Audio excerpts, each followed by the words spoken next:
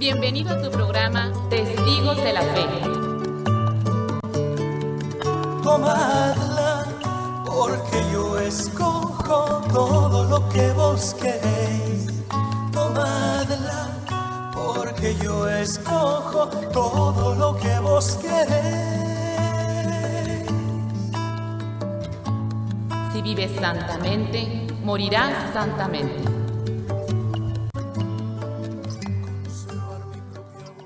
Les saluda a su servidora Madre Gabriela, misionera de Jesús y de María, compartiendo el día de hoy, domingo 9 de este mes de junio, donde estamos en el sexto mes de este año 2024, el mes consagrado al Sagrado Corazón de Jesús. Saludamos a todos los que nos van a estar acompañando en este programa, donde hablamos de la vida de los santos que estaremos celebrando en el transcurso de esta semana, de esta segunda semana, de esta semana que conlleva pues varios, que conlleva algunos santos muy conocidos y otros no tanto, pero igual. Entonces vamos con esta segunda semana completa, porque la pasada era la primera y el otro fue el sábado nada más.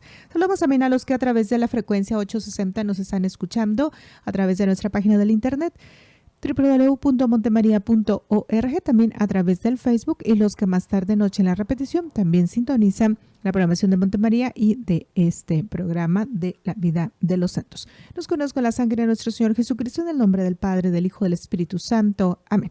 Veamos quiénes son los que estamos celebrando en esta semana. Hoy, desde el día de hoy, domingo 9 de este mes de junio, celebramos a San Efrén.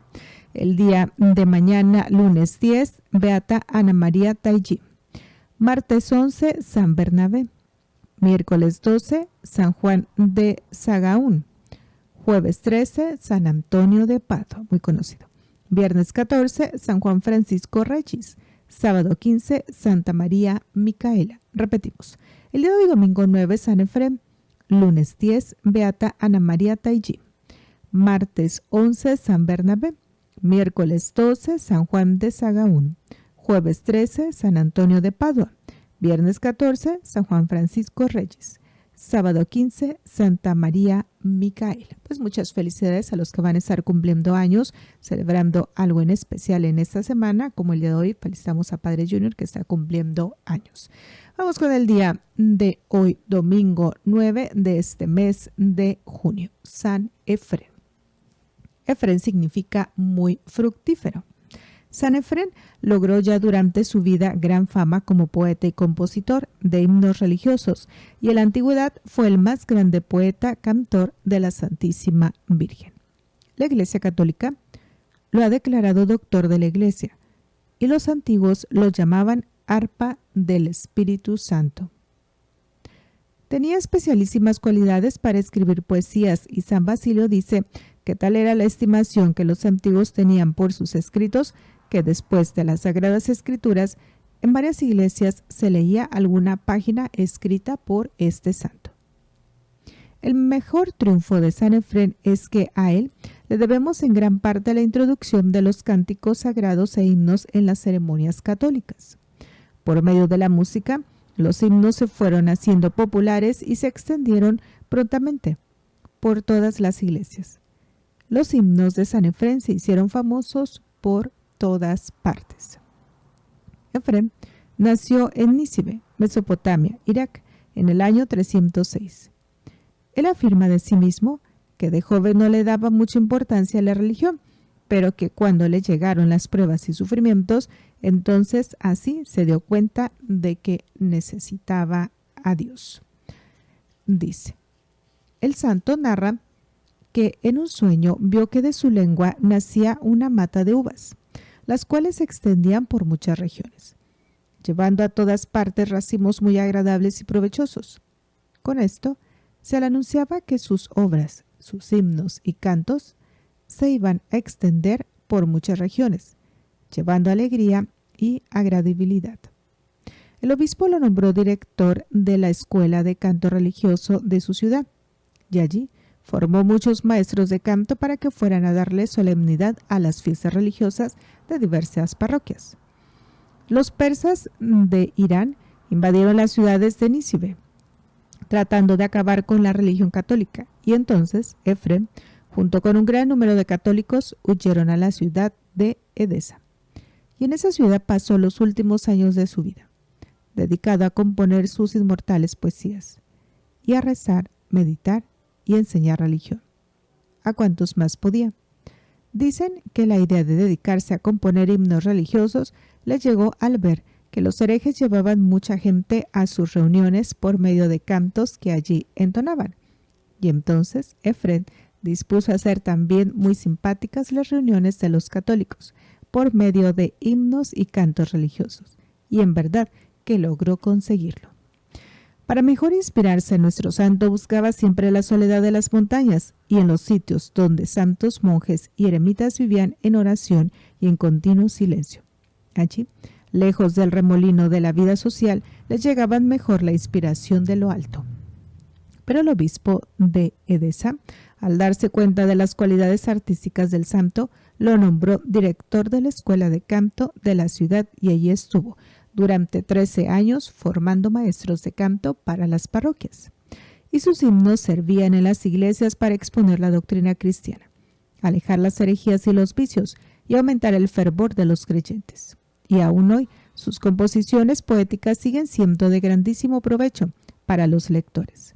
Él expone las enseñanzas de la religión católica, demostrando gran admiración por nuestros dogmas o grandes verdades de la fe. Dicen los historiadores que cuando hablaba de la segunda venida de Cristo y del día del juicio final, empleaba una elocuencia tan vigorosa que el pueblo estallaba en gemidos y sonoros llantos. Y en sus predicaciones consideraba como deber suyo principalísimo prevenir y preparar al pueblo para que nadie se dejara engañar por los errores de las sectas. Los herejes se quejaban de que los muy bien ensayados coros de San Efrem en los templos católicos atraían tantos devotos que los templos de las sectas se quedaban vacíos. La humildad de San Efrem era tan grande que se creía totalmente indigno de ser sacerdote, aunque las gentes lo consideraban un gran santo y su vida era de un fervoroso monje o religioso. Por eso prefirió quedarse de simple diácono. La última vez que tomó parte en los asuntos públicos fue en el año 360, cuando hubo una gran carestía y una pavorosa escasez de alimentos. Los ricos habían acaparado los alimentos y se negaban a repartirlos entre los pobres por temor a que se aprovecharan los avivatos. Entonces San Efrem se ofreció de mediador y como a él sí le tenían total confianza, organizó un equipo de entrenados distribuidores y logró llevar cuantiosos alimentos a las gentes más necesitadas. En una grandísima epidemia organizó un grupo de 300 camilleros y con ellos recogía a los enfermos y los llevaba a sitios especiales para tratar de conseguir su curación. Uno de sus biógrafos comenta: estas dos labores fueron dos ocasiones formidables que Dios le dio a nuestro santo para que se ganara dos bellísimas coronas, más para la eternidad, la de calmar el hambre de los más pobres y la de devolverles la salud a los enfermos más abandonados. Seguramente, al llegar al cielo habrá oído de labios de Jesús aquella bellísima frase que él prometió que dirá un día a los que ayuden a pobres y enfermos: estuve enfermo y me fuiste a visitar. Tuve hambre y me diste de comer. Ven al banquete preparado desde el comienzo de los siglos. De San Efrem se conservan 77 himnos en honor a Cristo, a la Santísima Virgen y los temas más sagrados de la religión católica. Su admiración inmensa hacia los sufrimientos físicos de nuestro Salvador en su pasión y muerte son verdaderamente admirables y conmovedores. Con razón las gentes lloraban cuando lo escuchaban o cuando leían sus emocionantes escritos. Por Jesús y por María tenía los más profundos sentimientos de simpatía y admiración. A María las llamaba siempre Madre de Dios. Su muerte sucedió probablemente en junio del año 373. Espíritu Santo, envíanos muchos poetas y escritores que, como tu fiel discípulo San Efrem, redacten bellos escritos que no entusiasmen a todos, que nos entusiasmen todos por nuestra santa religión católica. Pues ahí lo estamos celebrando el día de hoy. Vamos con mañana, lunes 10, Beata Ana María Taiji. Durante el siglo XIX, una de las mujeres más populares y de mayor fama de santidad en Roma fue Ana María Taigi, una sirvienta, esposa de un obrero. Nació en el año 1729 en Siena, Italia. Su padre quedó en la más absoluta pobreza y se fue a vivir a Roma. La pusieron unos meses a la escuela, pero luego llegó una epidemia de viruela y cerraron la escuela. Ella medio aprendió a leer, pero no aprendió a escribir. Apenas medio garrapateaba su firma y nada más. Su familia vivía en una mísera casucha en un barrio pobre de Roma. El Papa consiguió trabajo como obrero. Su padre desahogaba el mal genio que le producía su extrema pobreza, insultándola sin compasión. La mamá también la humillaba frecuentemente y a la pobre muchacha no le quedaba otro remedio que callar y ofrecer todo por amor a Dios.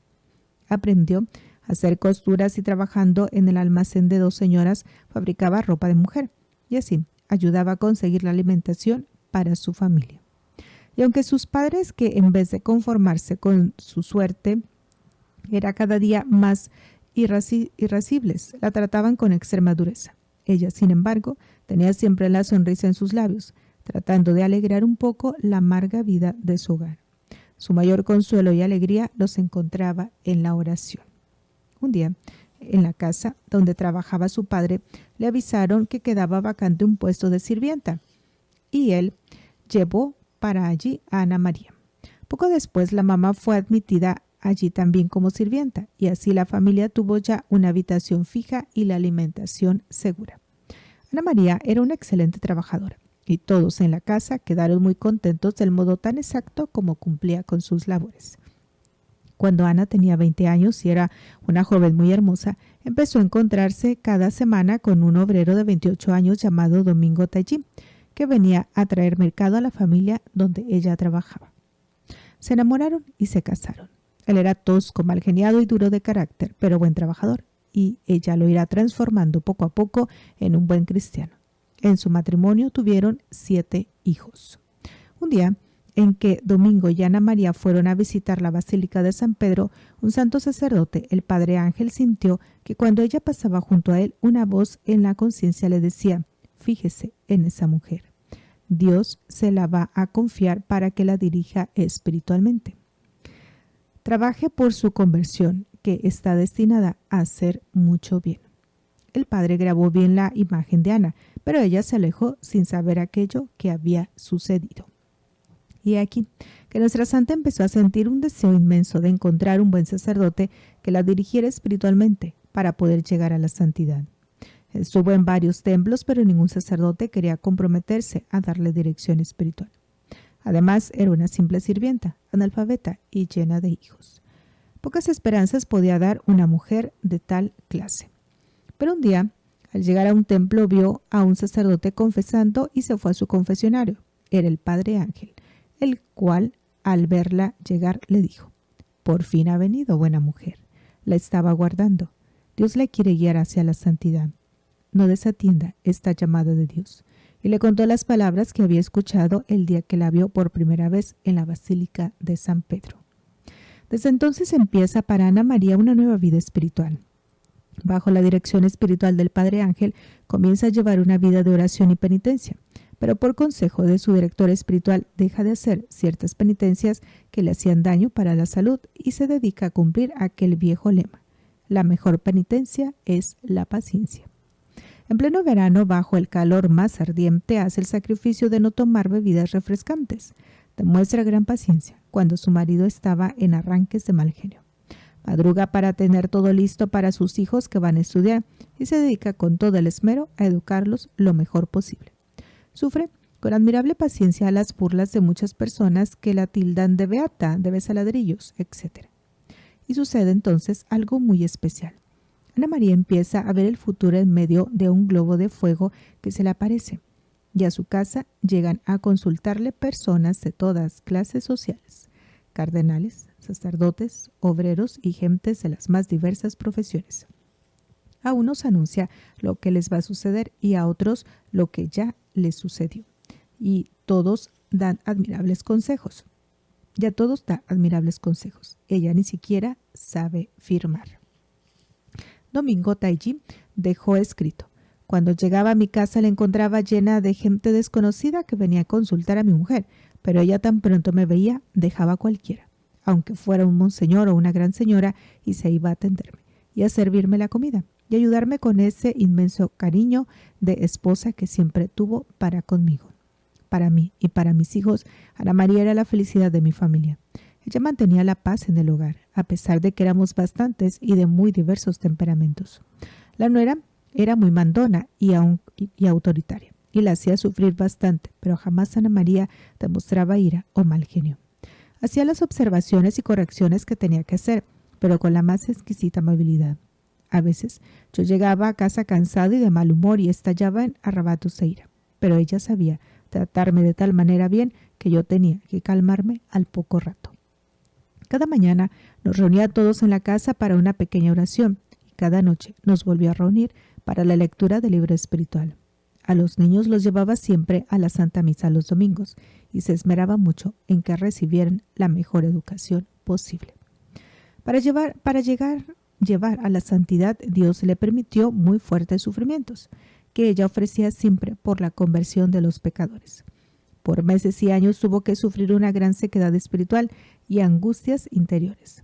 Antes de morir padeció 7 meses de dolorosa agonía, y a pesar de todo, su extrema sonrisa no desaparecía de sus labios. Sufrió la pena de ver morir a 4 de sus 7 hijos. Además, tuvo que sufrir por las calumnias y murmuraciones de la gente. De varias personas anunció la fecha en que iba a morir y se cumplió exactamente. Anunció también graves peligros y males que iban a llegar a la Santa Iglesia. Y en verdad que llegaron. Pidió a Dios y obtuvo de él que mientras ella viviera no llegara la peste de tifo negro a Roma, y así sucedió. A los 8 días de su muerte llegó a Roma la terrible peste. Murió el 9 de junio del año 1867 a la edad de 68 años. Por su intercesión se han obtenido maravillosos milagros. Su cuerpo se conserva incorrupto en Roma. Ana María, te pedimos bendiciones para todas las madres de familia. Amén. Pues fíjense, la estamos celebrando el día de mañana. Vamos con el martes 11, San Bernabé, apóstol. La historia de Bernabé está escrita en el libro de los Hechos de los Apóstoles, en la Santa Biblia. Antes se llamaba José, pero los apóstoles le cambiaron su nombre por el de Bernabé, que significa el esforzado, el que anima y entusiasma. Era judío, de la tribu de Leví, pero nació en la isla de Chipre. Se hizo muy popular en la primitiva iglesia porque vendió las fincas que tenía y luego llevó el dinero que obtuvo y se lo dio a los apóstoles para que lo repartieran a los pobres. Un mérito de San Bernabé es el haber descubierto el gran valor que había en aquel recién convertido que se llamaba Saulo y que más tarde sería San Pablo. Cuando después de su conversión Saulo llega a Jerusalén, los cristianos sospechaban de él y se alejaban, pero entonces Bernabé lo tomó de la mano y lo presentó a los apóstoles y se lo recomendó, y él será el que lo encaminará después a emprender sus primeras grandes labores apostólicas. La Santa Biblia en el libro de los Hechos de los Apóstoles hace de Bernabé unos elogios que es difícil encontrarlos respecto de otros personajes. Dice así: Bernabé es un hombre bueno, lleno de fe y del Espíritu Santo. Cuando Saulo o San Pablo tuvo que salir huyendo de Jerusalén porque los judíos trataban de asesinarlo, se fue a su ciudad de Tarso y allá se quedó un tiempo. Mientras que en la ciudad de Antioquía había sucedido algo muy especial. Al principio, los discípulos de Jesús solamente predicaban el evangelio a los israelitas, pero de pronto algunos empezaron a enseñar las doctrinas cristianas a los paganos en Antioquía. Y resultó que aquellas gentes respondieron de una manera admirable y se convirtieron por centenares. Al saber esa noticia, los apóstoles lo enviaron desde Jerusalén a que se informara de lo que allí estaba sucediendo y les llevara la noticia. Bernabé se quedó encantado del fervor de aquellos paganos convertidos y estuvo con ellos por un buen tiempo, animándolos y acabando de instruirlos. En aquella ciudad fue donde por primera vez se llamó cristianos a los seguidores de Cristo. Estamos hablando entonces de San Bernabé apóstol. Dice así: entonces se le ocurrió a Bernabé la feliz idea de dirigirse a Tarso, a invitar a Saulo, a que se le uniera en el apostolado en Antioquía, y éste aceptó con gusto. Desde entonces, Bernabé y Saulo trabajan asociados, ayudándose en todo el uno al otro y obteniendo resonantes triunfos. Por todo un año predicaron en Antioquía, del cual fueron saliendo misioneros a evangelizar a diversos lugares. Por aquel tiempo hubo una gran hambre en Jerusalén y sus alrededores, y los cristianos de Antioquía hicieron una colecta y le enviaron a los apóstoles por medio de Bernabé y Saulo. Ellos, al volver a Jerusalén, se trajeron a Marcos, el futuro San Marcos evangelista, que era familia de Bernabé. Venía a ayudarles en la evangelización. Un día, mientras los cristianos de Antioquía estaban en oración, el Espíritu Santo habló por medio de algunos de ellos que eran profetas y les dijo: separen a Bernabé y a Saulo, que los tengo destinados a una misión especial. Los cristianos rezaron por ellos, les impusieron las manos y los dos, acompañados de Marcos, después de orar y ayunar, partieron para su primer viaje misionero. En Chipre, la isla donde había nacido San Bernabé, encontraron muy buena aceptación a su predicación y lograron convertir al cristianismo nada menos que al mismo gobernador, que se llamaba Sergio Pablo. Saulo, en este primer viaje, gracias al contacto con los paganos, se cambió su nombre por el de Pablo. Bernabé tuvo la gran alegría de que su tierra natal aceptara la religión de Jesucristo.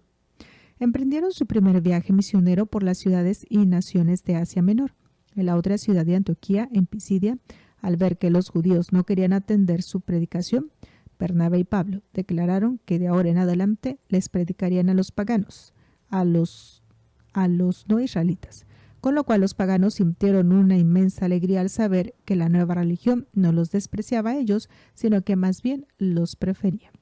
Allí, en Iconio, estuvieron a punto de ser apedreados por una revolución tramada por los judíos y tuvieron que salir huyendo. Pero dejaron una buena cantidad de convertidos y confirmaron sus enseñanzas con formidables señales y prodigios que Dios obraba por medio de estos dos santos apóstoles. En la ciudad de Listra, al llegar, curaron milagrosamente a un paralítico, y entonces la gente creyó que eran ellos dos dioses. A Bernabé, por ser alto y majestuoso, le decían que era el dios Zeus, y a Pablo, por la facilidad con que hablaba, lo llamaban el dios Mercurio. Y ya les iban a ofrecer un toro de sacrificio, cuando ellos les declararon que no eran tales dioses, sino unos simples mortales. Luego llegaron unos judíos de Iconio, promovieron un tumulto y apedrearon a Pablo, y cuando lo creyeron muerto, se fueron. Pero él se levantó y, curado misteriosamente, entró otra vez en la ciudad. Después de todo esto, Bernabé y Pablo se devolvieron ciudad por ciudad donde habían estado evangelizando y se dedicaron a animar a los nuevos cristianos y les recomendaban que es necesario pasar por muchas tribulaciones para entrar en el reino de Dios. Al llegar a Antioquía, se encontraron con que los cristianos estaban divididos en dos partidos. Unos, dirigidos por los antiguos judíos, decían que para salvarse había que circuncidarse y cumplir todos los detalles de la ley de Moisés. Otros decían que no, que bastaba cumplir las leyes principales. Bernabé y Pablo se pusieron del lado de los que decían que no había que circuncidarse, y como la discusión se ponía acalorada, los de Antioquía enviaron a Jerusalén una embajada para que consultaran a los apóstoles. La embajada estaba presidida por Bernabé y Pablo, y luego pasaron horas muy emocionantes, oyendo contar las formidables aventuras de sus viajes misioneros. Volvieron a Antioquía y dispusieron organizar un segundo viaje misionero, pero Bernabé quería llevar como ayudante a su primo Marcos, y Pablo se oponía, porque Marcos les había abandonado en la mitad del viaje anterior por miedo a tantas dificultades. Y así fue, que se separaron y Bernabé se fue a acabar de evangelizar en su isla de Chipre y San Pablo se fue en su segundo viaje. Más tarde se encontraron otra vez como amigos misionando en Corinto. Pues lo vamos a estar celebrando a San Bernabé el martes 11 de junio. Vamos con el día miércoles 12, San Juan de Sagaún. Sagaún es una ciudad de España y allá nació nuestro santo en el año 1430. Sus padres no tenían hijos y dispusieron a hacer una novena de ayunos, oraciones y limosnas en honor de la Santísima Virgen y obtuvieron el nacimiento de este, que iba a ser su honor y alegría. Educado con los monjes benedictinos, demostró muy buena inclinación hacia el sacerdocio, y el señor obispo lo hizo seguir los estudios sacerdotales, y después de ordenado sacerdote, lo nombró secretario y canónigo de la catedral. Pero estos cargos honoríficos no le agradaban, y pidió entonces ser nombrado para una pobre parroquia de arrabal. Después de varios años de sacerdocio, sintió el deseo de especializarse en teología y se matriculó como un estudiante ordinario en la Universidad de Salamanca. Allí estuvo 4 años hasta completar todos sus estudios teológicos. Al principio era bastante desconocido, pero un día fue invitado a hacer el sermón en honor de San Sebastián, patrono de uno de los colegios, y su predicación agradó tanto que empezó a ser muy popular entre la gente de la ciudad. Y sucedió que le sobrevino una gravísima enfermedad con serio peligro de muerte, y no había más remedio que hacerle una difícil operación quirúrgica. Y con los métodos tan primarios de este tiempo, fue entonces cuando prometió a Dios que si le devolvía la salud, mejoraría totalmente sus comportamientos y entraría de religioso. Dios le concedió la salud y Juan ingresó como religioso agustino. En el noviciado lo pusieron a lavar platos, barrer corredores y deshiervar campos, y siendo todo un doctor, lo hacía todo con gran humildad y total esmero. Después lo pusieron a servir el vino a la comunidad. Todavía se conserva la vasija con la cual hizo el milagro de que con un poco de vino sirvió a muchos comensales y le sobró vino. En cumplimiento de sus deberes, en penitencias, en obediencias y en humildad, no le ganaba ninguno de los otros religiosos. El convento de los padres agustinos en Salamanca tenía gran fama de gran santidad, pero desde que Juan de Sagaún llegó allí, esa buena fama creció inmensamente. Era un predicador muy elocuente y sus sermones empezaron a transformar a las gentes. En la ciudad había 2 partidos que se atacaban sin misericordia, y el santo trabajó incansablemente hasta que logró que los cabecillas de los partidos se amistaran y firmaran un pacto de paz, y se acabaron la violencia y los insultos. Los biógrafos dicen que Fray Juan era un hombre de una gran amabilidad con todos, devotísimo del Santísimo Sacramento y muy amigo de dedicar largos ratos a la oración. Las gentes, cuando lo veían rezar, decían: parece un ángel. El estudio que más le agradaba era el de la Sagrada Biblia, para lograr comprender y amar más la palabra de Dios. A veces gastaba todo el día visitando enfermos, tratando de poner paz en familias desunidas y ayudando a gentes pobres, y hasta se olvidaba de ir a comer. Algunos lo criticaban porque en la confesión era muy rígido con los que no querían enmendarse y se confesaban solo para comulgar, sin tener propósitos de volverse mejores. Pero su rigidez transformó a muchos que estaban como dormidos en los vicios y malas costumbres. Confesarse con él era empezar a enmendarse. Que le criticaban sus superiores, otro defecto que le criticaban sus superiores era que gastaba mucho tiempo en celebrar la Santa Misa, pero para ello había una explicación, y es que nuestro santo veía a Jesucristo en la Santa Eucaristía, y al verlo se quedaba como en éxtasis, y ya no era capaz por mucho rato de proseguir la celebración. Pero las gentes gustaban de asistir a sus misas porque les parecían más fervorosas que la de los otros sacerdotes.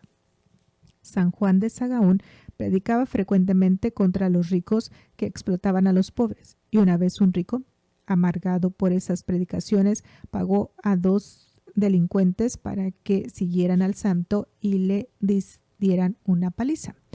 Pero cuando llegaron junto a él sintieron tan grande terror que no fueron capaces de mover las manos. Luego confesaron muy arrepentidos que los había invadido un terror reverencial y que no habían sido capaces de golpearlo. En un pueblo habló muy fuerte contra los terratenientes que no pagaban lo debido a los campesinos, y desde entonces aquellos ricachones no le permitieron volver a predicar en ese pueblo. Sus preferidos eran los huérfanos, los enfermos, los más pobres y los ancianos. Para ellos recogía limosnas, buscaba albergues y asilos.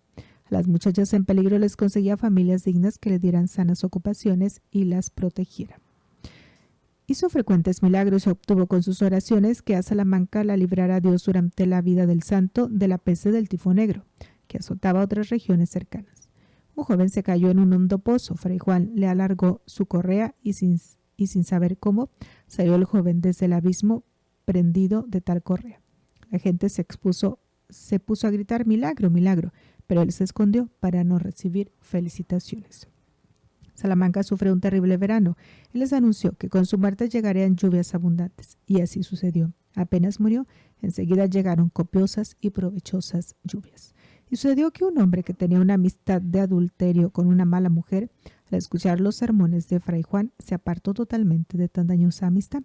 Entonces aquella pérfida y malvada exclamó: ya verá el tal predicador que no termina con vida este año. Y mandó echar veneno en un alimento que el santo iba a tomar. Desde entonces Fray Juan empezó a enflaquearse y a secarse, y en aquel mismo año, 1479, el santo predicador murió de solo 49 años. A su muerte, dejaba la ciudad de Salamanca completamente transformada y la vida espiritual de sus oyentes renovada de manera admirable. Que Dios nos mande muchos valientes predicadores como San Juan de Sahagún. Amén. Vamos con el jueves 13 de junio, San Antonio de Padua. Veamos. Nace en Lisboa en el año 1195. Se llamaba Fernando Antonio. Significa defensor de la verdad. Muy joven se hizo agustino. Trabó amistad con un grupo de franciscanos y quiso imitar a San Francisco. Para ello, se separó de los agustinos. A los 27 años se hizo franciscano y tomó el nombre de Antonio en recuerdo de San Antonio Abad. San Francisco le dice: su oficio es el de predicador, y por obediencia recorre pueblos y ciudades predicando. Su predicación convertía los corazones y transformaba las voluntades. Las multitudes lo seguían. Fue a evangelizar al África, pero el clima y el trabajo lo enfermaron. Se embarcó para España, pero una tempestad lo llevó a Italia. Allí y en Francia predicó previniendo a las gentes para que no se dejaran engañar por los herejes albigneses. Fijó su residencia en Padua, ciudad universitaria. Allí consiguió los mejores frutos de sus sermones y adquirió una fama inmensa. Muere el 13 de junio del año 1231 a solo 36 años. Le hicieron una basílica hermosa. El Papa León XIII lo llamó el santo de todo el mundo, porque su imagen y devoción se encuentran por todas partes. Fue un evangelizador incansable y sigue siendo mucho bien. Repetía que el gran peligro del cristianismo es predicar y no practicar, creer pero no vivir de acuerdo con lo que se cree. Los favores que consigue son inmensos, merece ser mejor conocido por la gente. Es más amado e invocado por el pueblo humilde que ve en él un protector de los pobres y necesitados. De niño se consagró a la Santísima Virgen María y a ella encomendaba su pureza. Sufrió, dice, que él visitaba al Santísimo Sacramento en muchas iglesias y que era sumamente comprensivo con los pobres. En la juventud fue atacado duramente por las pasiones sensuales, pero no se dejó vencer y con la ayuda de Dios las dominó. Esta crisis de la juventud, que para otros es principio de una vida de pecado, fue para él ocasión de buscar un modo de vivir que lo preservará, y así se fue a vivir a un monasterio a los 17 años. Y dicen sus antiguos biógrafos que ya en aquellos años llegó a un altísimo grado de santidad. Sus estudios preferidos eran los de la Sagrada Escritura.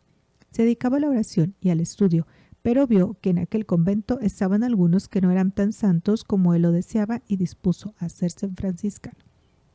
Cuando llegaron a Portugal, los restos de los primeros mártires franciscanos de Marruecos, se entusiasmó Antonio por la vida franciscana y consiguió ser admitido en ella. Pidió ir a Marruecos para ser martirizado, pero allá enfermó y tuvo que devolverse. Estuvo en el capítulo de las estelas cuando se reunieron todos los franciscanos del mundo en el año 1221, y allí pasó inadvertido. Pidió a un franciscano que le prestara su celda en una cueva en un monte, y allí pasaba el día rezando y haciendo penitencia. Se desmayaba de tanto ayunar. Pero su ciencia no era la luz para quedarse debajo del celemín. En el año 1221, el superior lo encargó de predicar un sermón ante los religiosos que iba a ser ordenados sacerdotes, y brilló de tal manera su saber en aquel sermón que el provincial decidió dedicarlo únicamente a predicar. Lo enviaron a Romaña, provincia del sur de Italia, cuya capital era Ravenna, y que estaba llena de herejes cátaros. Antonio empezó a luchar contra ellos aprovechando el inmenso caudal de ciencia que había adquirido en sus años de soledad y las reservas de fervor que había acumulado en sus años de oración. En Rimini los herejes impedían que el pueblo acudiera a sus sermones. Entonces acudió el milagro. Se fue a la orilla del mar y empezó a gritar: oigan la palabra de Dios ustedes los pececillos del mar, ya que los pecadores de la tierra no quieren escuchar. A su llamado acudieron miles y miles de peces que sacudían la cabeza en señal de aprobación. Aquel milagro conmovió a la ciudad y los herejes tuvieron que ceder. San Francisco le escribió: me alegra que tenga por oficio enseñar a otros a comprender la Sagrada Escritura, pero que el estudio no apague el fervor por la oración. El Papa quiso que se enviaran muchos misioneros a Francia a combatir la herejía de los arminianos. Antonio fue enviado a Montpellier y Tolosa. Argumentaba con admirable sabiduría a los herejes y conmovía sus corazones. Tenía una impresionante fuerza de persuasión para convencer. Antonio poseía todas las cualidades de un buen predicador: ciencia, elocuencia, un formidable poder para conmover, gran deseo de salvar almas y una voz sonora y agradable que llegaba hasta muy lejos. Además, estaba dotado del poder de hacer milagros. Poseía una personalidad extraordinariamente activa, casi magnética. Los pecadores caían de rodillas a sus pies. A donde quiera que iba, la gente acudía en tropel a escucharle. Bastaba que empezaba a predicar para que los pecadores comenzaban a conmoverse y los indiferentes a entusiasmarse. Horas antes de que empezaran sus sermones, ya las iglesias estaban repletas de fieles, y muchas veces tuvo que predicar en las plazas porque en los templos no cabía la gente. De 1227 al 30 fue provincial en la Romaña, luego fue enviado a Padua. Dice un biógrafo de ese tiempo: era poderoso en obras y en palabras, su cuerpo habitaba en esa tierra, pero su alma vivía en el cielo. Escribió sermones para todas las fiestas del año. Predicaba los 40 días de Cuaresmas a pesar de la hidropesía que lo atormentaba. La gente se lanzaba a tocarlo y era necesario un escuadrón de hombres para protegerlo después de los sermones. Le quitaban pedazos de hábito. En Padua todos lo amaban y fue en esa ciudad donde principalmente logró ver admirables frutos de su predicación. Las multitudes cambiaban de conducta de una manera nunca antes vista al oírlo. La paz volvía a los que estaban peleados y muchos devolvían lo que habían robado. Luchó fuertemente para que los que prestaran dinero no cobraran intereses demasiado altos y obtuvo que a los pobres no les echaran a la cárcel por deudas. Tenía una gran devoción al niño Jesús y se dice que logró contemplar en una visión cómo era Jesús cuando era niño. Consumido por el esfuerzo y la enfermedad, sintió venir la muerte. Entonó un canto a la Santísima Virgen y sonriendo dijo: veo venir a nuestro Señor, y murió. Era el 13 de junio del año 1231. La gente recorría las calles diciendo: ha muerto un santo, ha muerto un santo. Murió de solo 35 años. Durante sus funerales se produjeron impresionantes demostraciones de cariño de las gentes de Padua hacia él. La ciudad de Padua ha conservado sus restos con enorme devoción durante más de 7 siglos y le construyó una bellísima basílica. Un descreído pidió al santo que le probara con un milagro que Jesús sí estaba en la Santa Hostia. Aquel hombre dejó a su mula 3 días sin comer y luego, cuando la trajo a la puerta del templo, le presentó un bulto de pasto fresco y al otro lado a San Antonio con una Santa Hostia. La mula dejó el pasto y se fue ante la Santa Hostia y se arrodilló. Dios quiso glorificar su sepulcro obrando allí infinidad de milagros. El Papa Gregorio XI lo declaró santo al año de muerto. Pío XII lo declaró doctor evangélico. La gente experimenta que él conmueve el bolsillo de los ricos para ayudar a los pobres y consigue buenos matrimonios. La experiencia de cada día enseña que San Antonio no defrauda a los que rezan con fe. Es muy especial para encontrar objetos que se han perdido. Se le reza un Padre Nuestro y se consiguen maravillas. Pues así es la vida de San Antonio de Padua, que lo vamos a estar celebrando el jueves 13 de junio. Veamos, pues hasta aquí llegamos, ya que el tiempo ahora sí se nos ha terminado. Nos faltaba el viernes 14, San Juan Francisco Reyes, y el sábado que vamos a estar celebrando a Santa María Micaela del Santísimo Sacramento. Pues hasta aquí vamos a dejarla. Continuamos con la programación de Montemaría en unos momentos más, la celebración de la Santa Misa. Recordándoles este mensaje: Dios es amor y te ama. Solo me asusta una cosa: conservar mi propia voluntad. Ellos ya están con Dios. Luchemos como verdaderos testigos de la fe para alcanzar nuestra meta. Gracias por dar tu vida a Cristo. Dios es amor y te ama.